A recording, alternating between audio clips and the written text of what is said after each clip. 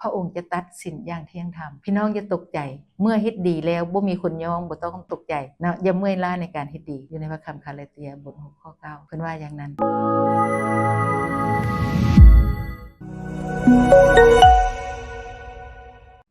สบายดียินดีต้อนรับพี่น้องเข้าสู่รายการ Hope Devotion มื้อนี้พบกับอาจารย์นิตเวียงคำแก้วพระคำที่จะมาหนุนใจพี่น้องในวันนี้ก็คือเพลงสรรเสริญบทที่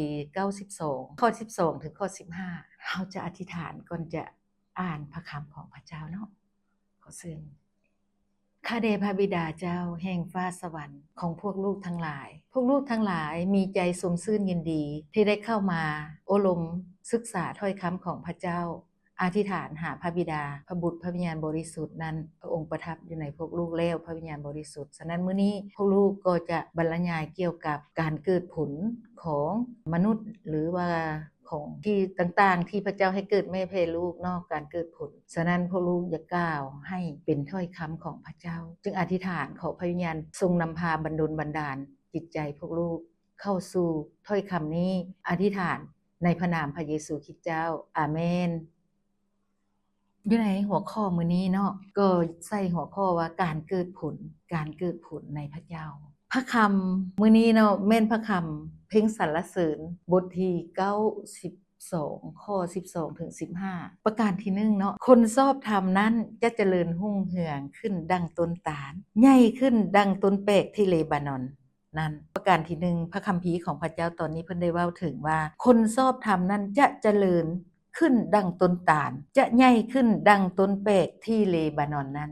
อยากให้เข้าใจคนชอบธรรมก่อนเนาะ พี่น้องเฮามาศึกษานำกันคนชอบธรรมนี่เป็นคนแนวใดคนชอบธรรมนี่อยากยกอับราฮัมอีกคือเก่าเนาะท่านอับราฮัมนี่เป็นตัวอย่างที่ดีแท้ๆได้ในปฐมกาลนะพระเจ้าบอกว่าอับราฮัมปฐมกาลบทที่12ค่ะนะพี่น้องพระเจ้าเพิ่นบอกอับราฮัมว่าอับราฮัมเฮาจะให้เจ้าออกจากบ้านเมืองนอนของเจ้านี่บ้านเกิดเมืองนอนของเจ้านี่ไปอับราฮัมบ่ได้ถามเลยเด้บ่ถามจักคำเลยโอ้ไปก็ไปโลดแหละอับราฮัมไปโลดเนาะพี่น้องอ่านเด้อปฐมกาลบทที่12ท่านอับราฮัมไปเชื่อฟังปฏิบัติตามทุกเวลาที่พระเจ้าเว้าอับราฮัมจะจื้อถ้อยคำของพระเจ้าเมื่อพระเจ้ามาเว้านำอับราฮัมจดจำถ้อยคำนั้นแล้วก็เฮ็ดตามปฏิบัติตามจนอับราฮัมที่เป็นคนธรรมด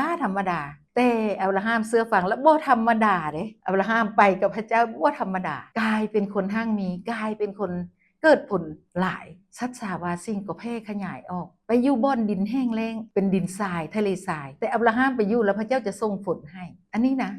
เอิ้นว่าการเกิดผลเมื่อเฮาเชื่อฟังเมื่อเฮาชอบธรรมบ่มีผู้ใดในโลกนี้ชอบธรรมเนาะอยู่ในพระคัมภีร์โรมบทที่3ข้อ10โรมบทที่3ข้อ10ว่าบ่มีคนชอบธรรมแม้แต่คนเดียวในโลกแต่อับราฮัมผู้เดียวเท่านั้นเนาะที่พระเจ้าเอิ้นอับราฮัมว่าเป็นคนชอบธรรมและเป็นมิตรสหายของพระเจ้าด้วยอับราฮัมเพิ่นเป็นคนเชื่อฟังฉะนั้นพระเจ้าจึงบอกว่าเจ้าเป็นคนชอบธรรมพวกเฮาเว้านำกันว่าขน้อยเป็นคนชอบธรรมเพราะว่าเชื่อพระเจ้าอันนี้แม่นพวกเฮาต้องซี้มือใส่ตนเองด้วยเนาะขน้อยก็เป็นคนชอบธรรมเด้อพี่น้องเด้อและคนชอบธรรมนั้นจะเจริญขึ้นดังต้นตาลเป็นอย่างพระคัมภีร์จึงมักเอาต้นตาลหรือว่าต้นเปกมาสมเทียบกับคนที่ดีคนที่เชื่อฟังบ่แม่นคนที่ดีละล่ะได้เป็นคนชอบธรรมต้องเชื่อพระเยซูและจึงเกิดเป็นคนชอบธรรมเพิ่นว่าแนวนั้นพระคัมภีร์ของพระเจ้าเพราะว่าพระเจ้าคุณน่ะสิเฮ็ดให้คนที่มาเชื่อพระเจ้าและชอบธรรมได้บ่แม่นเฮาชอบธรรมเองได้พี่น้องฉะนั้นต้นตาลก็สำคัญบัดนี้พระเจ้าเอาต้นตาลนี้มาเทียบใส่กันกับคนที่เชื่อพระเจ้าต้นตาลมันเป็นต้นแนวใดพี่น้องฮู้บ่มันเป็นต้นใหญ่ๆสูงๆ300ปี400ปีโอ้ยาวได้บางเทื่อก็500ปีพุ่นหลายเส้นขนนะ4-5เส้นขน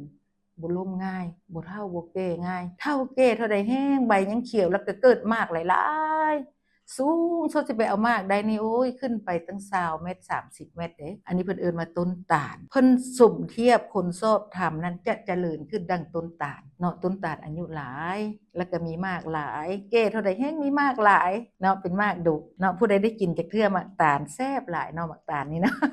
หวานอีกด้วยแล้วเป็นยาอีดีอีกด้วยได้ปีนึงให้พี่น้องได้กินเทื่อนึงเด้อเพราะว่าปีนึงเป็นเทื่อนึงเด้ฉะนั้นเพิ่นเว้าต้นแปกอีกบัดนี้จะใหญ่ขึ้นดังต้นแปกที่เลบานอนต้นแปกอยู่บ้านเฮาเห็นอยู่ไสต้นแปกหลายที่สุดเนาะแขวงเสียงขัวต้นแปกนี่พี่น้องเห็นมันอยู่ถึงผูลมพัดแฮงๆบ่ลมอืมแส ฉะนั้นพระเจ้าจึงเอาต้นไม้ชนิดนี้มาเทียบกับคนชอบทำบ่ล้มเด้เพราะว่าหากของเรานี่ย่างเกาะลงไปกระทั่งก้อนหินเกาะหุ้มก้อนหินไว้โอ้ก้อนหินบ่ล้มแหละ เว้นเสียแต่ใหญ่ขึ้นหลายๆใหญ่ขึ้นหลายแล้วคนไปตัดเอามาเฮ็ดบ้านเฮ็ดเรือนก็งามลายไม้เป๊กงามที่สุดเลยเสียงขวางนี่เขาเจ้ายังปลูกเรือนทำอิฐทำก่อนี่ยังบ่ทันมีเรือนดินหั้นนะใส่ไม้เป๊กเนาะไม้เป๊กงามลายมันงามหลายเด้อพี่น้องเด้อฉะนั้นคนชอบทำนี่จึงเป็นเหมือนดังต้น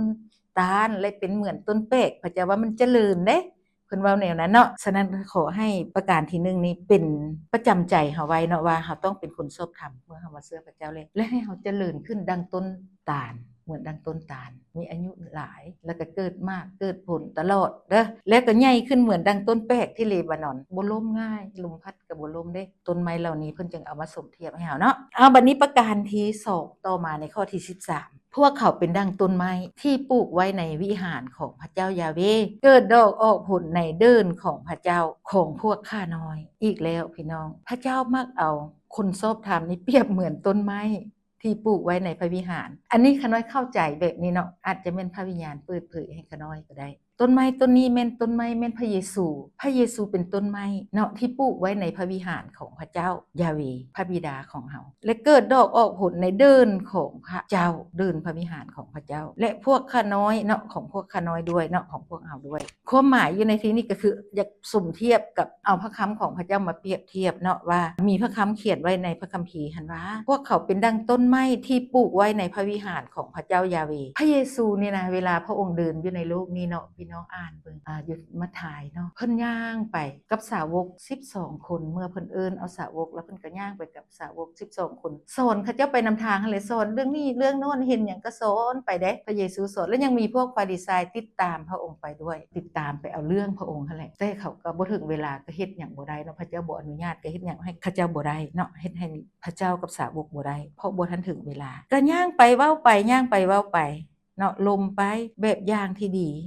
เหมือนดังพระคำตอนนี้ได้ว่านี่แหละพวกเขาปลูกไว้อยู่ในพระวิหารของพระเจ้าเป็นต้นไม้ที่ดีปลูกไว้ในพระวิหารของพระเจ้าก็แม่นพระเยซูคริสต์เจ้านี่แหละพระเยซูคริสต์เจ้านี่แหละเป็นพระเจ้าที่เป็นต้นไม้ที่ปลูกไว้ในพระวิหารของพระเจ้ายาเวห์เป็นแบบอย่างที่ดีให้แก่พวกเฮาทุกมื้อนี้พระองค์เดินไปนำทางแล้วฮอด6มื้อเลยเนาะ6มื้อพระองค์ก็กลับเข้าไปเนาะเพิ่นเอิ้นว่าวันสะบัตโตเข้าไปในพระวิหารแล้วเฮ็ดหยังพี่น้องจับเอาปึ้มมาอ่านพระคัมภีร์เดิมเนาะพระองค์ก็เอาพระคัมภีร์มาอ่านเนาะพระคัมภีร์เดิมมันพระเยซูเพิ่นร่วมกับพระบิดาอยู่ถึงสวรรค์ให้พวกปโลหิตเขียนขึ้นมาแต่พระเยซู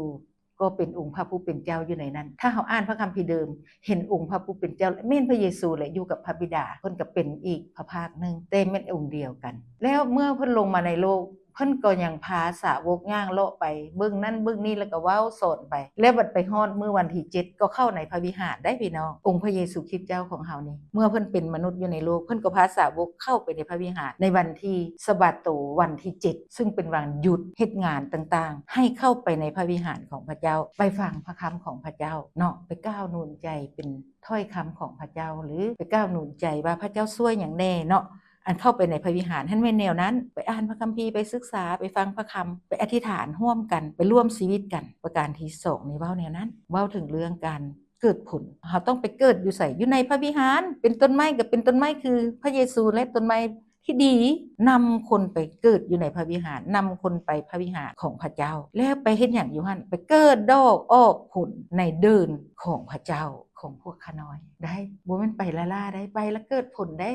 เกิดผลแล้วเฮ็ดหยังอยู่ในพระวิหารนั้นนำคนมาแต่บ่นั้นบ่นี้มาเกิดผลอยู่หั่นมาใหญ่อยู่หั่นแล้วบ่ให้เขาหนีไปไสให้เขาอยู่ในพระวิหารไปออกไปนอกมื้อวันจันทร์ฮอดวันเสาร์หั่นไปเฮ็ดหยังก็ไปแหละไปค้าไปขายไปเวียกงานไป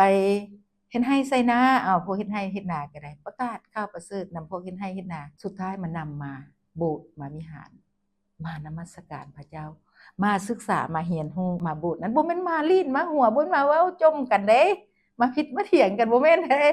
มาเพื่อเว้าเรื่องพระเจ้าให้เกิดผลมีความเชื่อให้จื้อพระคำได้เอาไปลมสู่คนที่บ่ได้มานั้นฟังเนาะอันนี้แม่นประการที่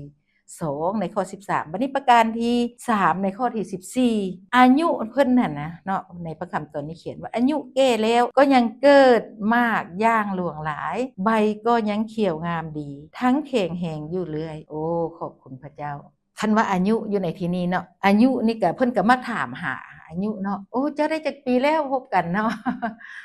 คันว่าต้นไม้ก็โอ้ต้นไม้ต้นนี้ได้จักปีแล้วอายุน่ะจะปลูกมาน่ะเนาะถามอายุเด้ก็สิมี2อย่างนี่แหละถามถึงอายุนะแต่ว่าอันปูปานานามัวเป็ดไก่ก็บ่ค่อยมีผู้ถามดอกเนาะ แต่ว่าเรื่องต้นไม้กับคนนี่พระเจ้าเอามายกใส่แท้ๆได้พี่น้องการเกิดผลก็ได้เกิดผลประการที่3นี้เว้าแนวนั้นแหละว่าอายุแก่แล้วก็ยังมีมากอย่างหลวงหลายคือเฮาเว้ากันมาหั่นแหละข้อที่12นะต้นตาลต้นใหญ่หลายปีก็มีมากหลายอยู่คนก็คือกันมีอายุแก่แล้วก็ยังนุ่มแน่นแข็งแรงเนาะว่ามาเด้อไปงานรับใช้เด้อไปโลดบ่ได้ว่าโอ้เจ็บนะป่วยนะโอ้ยเป็นหวัดเป็นไอนะบ่แม่นเด้เป็นหยังก็ต้องไปแล้วมันจะดีเองเนาะอันนี้เนาะเป็นคำพยานแท้ๆตัวข้าน้อยเองเนาะอาจารย์นิดนี่เป็นไข้อยู่มื้อวันศุกร์เนาะตอนนั้นโควิดนะแต่บ่ได้ไปกวดดอกบ่ฮู้ว่าเป็นโควิดบ่เป็นฮักแต่ว่ามันไข้หนักที่สุดเลยวันศุกร์เริ่มเป็นวันเสาร์ลุกบ่ได้เมื่อยแฮงกินหยังก็บ่ลงแล้วก็บอกกับพระเจ้าว่ามื้ออื่นข้าน้อยสิไปโบสถ์ขอให้พระเจ้าปัวให้ข้าน้อยดีเอายาเม็ดนึงมาลูกเคยเอายามาให้บอกข้าเจ้าปะไว้อยู่พุ่นบ่เข้ามาใกล้ เพราะว่าตอนนั้นมันเป็นโควิดเอาปะไว้อยู่นั่นแหละแล้วก็น้ำแล้วก็ข้าวน้อยถ้วยนึงเนาะอดสากลืนข้าวลงไปคำนึง2คำแล้วก็เลยกินยาลงไปว่ามื้ออื่นลูกสิไปโบสถ์เลยเด้ขอพระเจ้าให้ลูกลุกขึ้นได้ไปได้เด้อได้แท้ๆพี่น้องอันนี้เป็นคำพยานเนาะ6โมงเมื่อขึ้นมาอาบน้ำเลยนุ่งเครื่องไปโบสถ์เลยโอ้ยสดชื่นคือบ่ได้เป็นอีหยังนี่แหละบ่เจ็บใส่เลยพี่น้องขอบคุณพระเจ้าแท้ๆเด้ออันนี้ความเชื่อการเกิดผลนี้มีแท้เป็นความจริงเฮาจะเกิดผลหลายเมื่อเฮามีอายุแก่แล้วเมื่อเฮาเชื่อฟังพระเจ้าเมื่อเฮาอธิษฐานเฮาเชื่อว่าเฮาจะต้องดีและเฮาจะไปได้ก็ไปได้แท้ๆบ่ได้ปะให้พี่น้องคงคอยละลาเนาะก็ไปได้ตามความมุ่งมั่นปรารถนาที่เฮาอยากไปการเกิดผลประการที่3เนาะอยู่ในข้อที่14เว้าถึงอายุแก่แล้วก็ยังเกิดมากเกิดผลอย่างหลวงหลายและยังมีใบเขียวงามดีทั้งแข็งแรงอยู่เรื่อยคันเว้าถึงต้นไม้ก็ใบก็เขียวดีนั่นแหละอายุยืนต้นไม้ต้นนั้นแต่ว่าใบเขียวแล้วก็ทั้งแข็งแรงดีถ้าบ่มีแมงเจาะเนาะพี่น้องเนาะเว้าไปเว้ามาสมเทียบเปรียบเบิ่งว่ามันเป็นจังได๋ถ้าบ่มีแมงเจาะต้นไม้ต้นนั้นต้นไม้ต้นนั้นก็บ่ยอมแก่ได้บ่ยอมตายได้ เพราะว่ามันบ่มีตัวโจดิเฮาอยู่ในพระเจ้าเลยดิเฮาบ่ให้หยังเข้ามาเบียดเบียนชีวิตเฮาได้เฮามีแต่ตั้งใจเข้าสนิทพระเจ้าอ่านพระคำอธิษฐานทูลขออันนี้แม่นประการที่3แล้วพวกเฮาก็จะแข็งแรงดีอยู่เรื่อยเนาะประการสุดท้ายคือประการที่4ในข้อที่15เพื่อแสดงว่าพระเจ้ายาเวห์ทรงเที่ยงธรรมพระองค์ทรงเป็นศิลาพระองค์ทรงเป็นหินศิลาของข้าน้อยและในพระองค์นั้นบ่มีความอาธรรมประการที่4อยู่ในข้อที่15นี้ก็เว้าถึงการแสดงถึงว่าพระเจ้ายาเวห์นั้นทรงเที่ยงธรรมก็เป็นประการสุดท้ายเนาะที่จะสรุปคือว่าทุกสิ่งเนาะใน3ประการผ่านมานั้นบ่ว่าจะเป็นความชอบธรรมบ่ว่าจะเป็นต้นไม้ที่แข็งแรงก็คือพระเยซูคริสต์เจ้าแล้วก็เกิดดอกออกผลในเดือนพระวิหารเฮาก็นำคนมาในพระวิหารเมื่อเฮาเฮ็ดสิ่งนี้แล้วอายุแก่ปานใดก็ยังเกิดดอกออกมากอย่างหลวงหลายเนาะพระเจ้าเพิ่นว่าใบก็เขียวสดงดงามเนาะดีอยู่ทั้งแข็งแรงอยู่เรื่อยนั้นก็มาสรุปอยู่ในข้อที่15ประการที่4นี้เพื่อแสดงถึงว่าพระเจ้านี่นะพระเจ้ายาเวห์พระบิดาของเฮานี่ทรงเที่ยงธรรมและพระองค์ก็เป็นหินศิลาของข้าน้อยพระองค์เป็นหินศิลานี่ก็แม่นพระเยซูนั่นแหละเมื่อพระองค์มาเกิดแล้วพระองค์ก็เป็นหินเด้อยู่ในพระคำกิจการบท4ข้อ11นั้นพระเยซูคริสต์เจ้าเป็นหินที่นายสร้างในโลกนี้บ่เอาโทษทิ่มเลยบ่เอามากองแต่พระเจ้าได้ให้พระเยซูคริสต์นี้แม่นหินศิลาเอกเป็นหินศิลาเอกผู้ใดเข้ามาในพระองค์แล้วจะบ่ทิ่มออกไปภายนอกพระเจ้าจะเลี้ยงดูเบิ่งแยงดูแลรักษาให้เกิดผลหลายเนาะหินศิลาแม่นพระเยซูเด้อและในพระองค์นั้นบ่มีความอธรรมเลยพระองค์จะตัดสินอย่างเที่ยงธรรมพี่น้องอย่าตกใจเมื่อเฮ็ดดีแล้วบ่มีคนยอมบ่ต้องตกใจเนาะอย่าเมื่อยล้าในการเฮ็ดดีอยู่ในพระคำคาเลเตียบท6ข้อ9เพิ่นว่าอย่างนั้นบ่ต้องตกใจพระองค์สัตย์ซื่อและเที่ยงธรรมพระองค์เห็นทุกหัวใจทุกการกระทำฉะนั้นอยากให้พวกเฮาไว้วางใจในพระเจ้าเนาะว่าพระองค์ชอบทำแล้วเฮาต้องตั้งใจว่าเฮาเฮ็ดดีแล้วคิดดีแล้วกระทำดีแล้วเนาะบ่ต้องตกใจว่าจะบ่มีผู้รู้ผู้เห็นพระเจ้าเห็น เนาะขอพระเจ้าอวยพรจะอธิษฐานกันเนาะเชิญพระเจ้าพระบิดามื้อนี้พวกลูกได้พากันศึกษาถ้อยคำของพระเจ้าเกี่ยวกับการเกิดผลหลายฉะนั้นเมื่อพวกลูกเข้ามาในพระเจ้าพวกลูกจึงรู้เรื่องนี้ว่าอันใดเกิดผลหลายเกิดผลน้อยหรือเกิดผลดีหรือเกิดผลบ่ดีนั้นแม่นพวกลูกมาหาพระเจ้าจึงเข้าใจเรื่องนี้ถ้าพวกลูกบ่มาหาพระเจ้าพวกลูกอาจจะบ่เข้าใจเรื่องนี้ก็ได้ฉะนั้นพระเจ้าพระบิดาขออวยพรให้แก่พวกข้าน้อยที่ได้ยินได้ฟังได้กล่าวเรื่องนี้สู้กันฟังแล้วขอให้เกิดผล30เท่า60เท่าและ100เท่าให้เฮ็ดในสิ่งที่ดีงามให้แก่พระเจ้า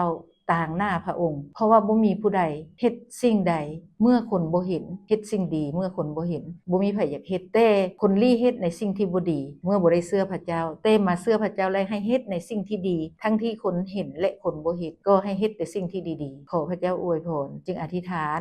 ขอในนามพระเยซูคริสต์เจ้าอาเมนเจ้าอวยพรพี่น้องก็สามารถเป็นส่วนหนึ่งในการผลิตรายการต่างๆของพวกเราได้ด้วยการกดไลค์กดแชร์กด Subscribe อธิษฐานเพื่อและถวายทรัพย์เพื่อสนับสนุนพันธกิจของพระเจ้าเพื่อเฮ็ดให้ถ้อยคำของพระเจ้าไปถึงทุกคนขอให้พระเจ้าอวยพรพี่น้อง